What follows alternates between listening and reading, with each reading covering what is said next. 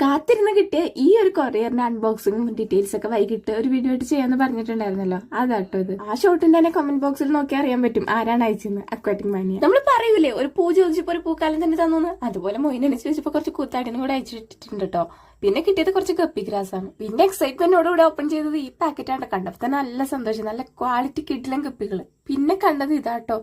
ചങ്കൊന്ന് പെടഞ്ഞു ഇത് കണ്ടപ്പോഴേക്കും. കവർ പെട്ടിന്ന് പുറത്തെടുക്കുന്നതിന് മുന്നേ തന്നെ ആ പേപ്പർ മാറ്റി നോക്കിയപ്പോഴേക്കും ഒരു ഗപ്പി ഇങ്ങനെ ചത്തെടുക്കുന്ന പോലെ തോന്നിയായിരുന്നു കേട്ടോ. അപ്പോഴും തോന്നലായിരിക്കും, അങ്ങനെയൊന്നും ഉണ്ടാവില്ല എന്ന് വിചാരിച്ചിട്ടാണ് കവർ പുറത്തേക്ക് എടുത്തത്.